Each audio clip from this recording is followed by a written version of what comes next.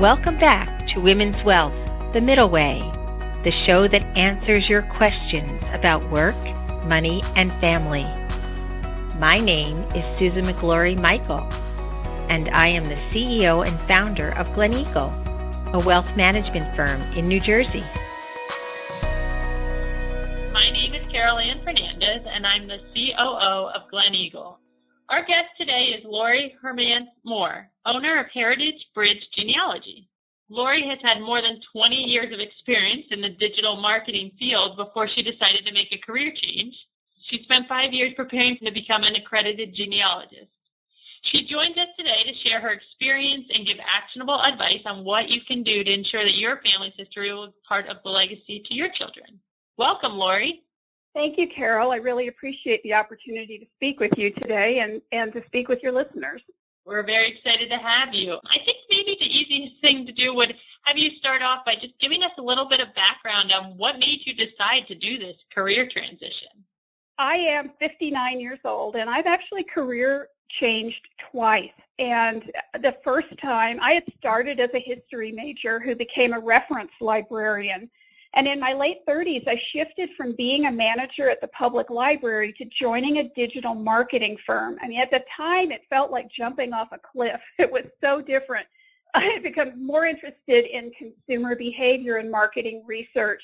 And I followed the digital marketing career for about 20 years. It pushed me pretty hard outside my comfort zone, though. I learned about client service. I learned how to structure and sell a project, how to write a statement of work, and how to manage both the client and the project. And all of those things all become cumulative in terms of building your experience to start a business. The latest career change came out of some things that happened about 7 years ago. So at that point in time, my husband and I owned an old Victorian house, and I had become interested in knowing more about the history of the house because it was from 1890. And I wanted to know about the people who lived there. So I started researching them. And I learned that we had one family that had lived there about 60 years.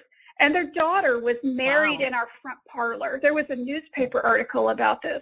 But then we were really shocked when my husband found the first owner's signature written like in black charcoal under our back staircase. He had signed his name under our back staircase. And because of my research, we knew exactly whose signature it was. So that got me hooked. Wow. I started thinking about learning about my own family, but my stumbling block is that I'm adopted. And so is my husband. And we have since both found our birth families and have been able to do some research into our ancestors. And that really got me hooked. And I decided at that point in time, which was in 2015, that I wanted to make a career change, that I'm a good market researcher, but I didn't want to do it forever. And I decided that I wanted professional genealogy to be my final career. So I took some really deliberate steps in how I prepared for that. So first, I worked through the education that I needed to become credentialed in genealogy, and this took several years. Relatively few genealogists are credentialed, but those who are at the top of the profession and have earned respect and referrals from others, which is important. And I wanted to launch my business with the ability to use that credential in marketing. And then on a personal front, my husband and I worked with a financial planner to ensure that we wouldn't jeopardize our retirement when my salary decreased during a business ramp up, because that's almost always something that's going to happen if you're leaving a corporate job and you're starting a business. We also downsized our house. Our new house is great, and it will work for us as we age. So we put a lot of things both personally and professionally in place. And I joined a number of business women's groups, and I listened to a lot of podcasts for women in business. I developed an identity for my business, which is called Heritage Bridge. I established it legally, and I began marketing. And I did all of this before I left my corporate job and launched it. And I left my corporate job a little over. What I tell people is I started the business full time on April 1st, April Fool's Day, right in the middle of the pandemic. So however smart that was. So that's amazing. It sounds like you're very thoughtful, which is great. I know with people moving so much now, we used to all live close by to our families and stay on the same street, and that's not the case, obviously, now in these future with travel so easy and everything. What are some ways that people can meaningfully capture and document information for future generations, since it's not as easy to find out about your history as it used to be? The first and best advice is always to make sure that you're talking to your older relatives first before you do anything else. They're not going to be around forever. You want to take the time, make a trip, go see them, ask questions, take notes, and make recordings. Have them talk about relatives that they remember. Perhaps ask them about their lives. Maybe use some specific questions about what was it like when you went to school? How did they decide on their career? How did they meet their spouse? All kinds of things like that could get them telling stories. Have them show you pictures or memorabilia they may have, and ask for the stories surrounding those items. I mean, I know in my family, my aunt and my mother both have a number of beautiful old dishes, like crystal bowls and things like that. And I wanted to find out who those were from, take a picture of them, and write down the story so that I could remember it when I pass it down to my daughter. But importantly, take notes. And I'll say that you can always hire a genealogist to build your tree and uncover facts about your family, but a genealogist usually can't find those personal stories. They're usually not in the records that we're searching, and you don't want to risk losing those. So talk to your family first.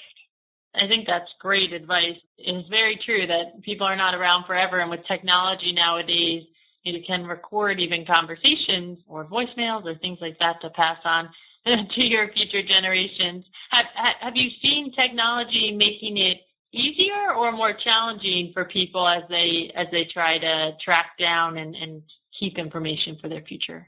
Well, it's certainly changed genealogy in the last 20 years or so. I mean, probably everybody's heard about Ancestry.com, and a lot of people use it. But there's other things, too, as well. It's a lot easier to capture things for the future. So everyone can record things on their phone.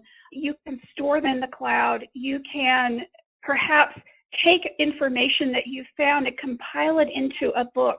So publishing has gotten a lot easier to where it's pretty inexpensive to be able to produce a book that maybe you only get 20 copies of to distribute to your family, but you might just spend a few $100s doing that. And that way, all the work you've done to create the stories can be saved. And I think all of those things are techniques that you could use. I think that's great. I mean, all of this is fascinating, and I think all our listeners are probably thinking of all the things they want to do as soon as they have a second to start tracking their history. It's one of those things that I think everyone says, I want to do that, but they very rarely do it. So maybe this will push all of us to get motivated again. I wanted to talk just for a second about how to get your children involved. So let's say that you're someone who has a young family, and obviously you're busy and so on, but a genealogist can uncover documents that reveal your family. So that could be old census records, military records, land records. Like, I can usually find the land that your family owned or their homes. Sometimes I can find immigration records, the ship they arrived on. But one way to involve your children is to visit the places that your ancestors lived. Go see their farm. Go to a historical museum in the area that shows what their lives were like. Maybe go to a Civil War battlefield if you have a Civil War ancestor, and a lot of us do. Go see the factory where great-grandpa worked in the early 1900s. The reason I'm saying this is when I have seen my friends and clients go and actually go to the places where their ancestors were, it is so meaningful, and it just really strikes you in your heart of who they were, and that makes it real. I think that's great advice. I remember going with my grandfather, my brother and I, one of my brothers and I, in Ireland and visiting the family land that they still own. And it's true, it stays with you forever, and it definitely makes you interested in learning more about the family and knowing the history. I think that's great advice. So we always end our podcast with just one last question, and I wanted to ask you this. What's one piece of advice you would give to someone who's maybe thinking of doing a career shift or starting their own business like you did? I know a lot of genealogists who are starting their businesses, and I also had made sure that I'm in some business women's groups, so I see people starting other kinds of businesses as well. The key thing that I would say is don't get trapped in the cycle of education too long. So it's a mistake I see especially a lot of women making. They default to more and more education rather than moving forward with starting a business. There always seems to be this feeling that they aren't ready. They have to do everything perfectly. And frankly, no one is ever 100% ready. So there's a point where you are simply putting things off rather than moving forward.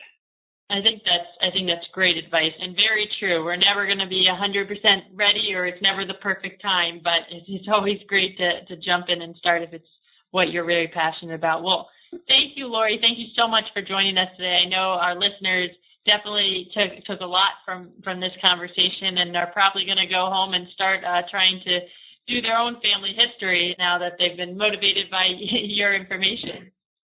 Well, thank you so much, and I really appreciate the opportunity to, share some about this passion. And the caution is, once you get into it, it tends to hook a lot of people. You find that it's amazing to understand where you came from. Thanks for tuning into today's episode of Women's Wealth, The Middle Way. Make sure to subscribe to us and leave a review on iTunes, Spotify, SoundCloud, or your favorite podcast app. Join us for new episodes every other Wednesday. See you in 2 weeks.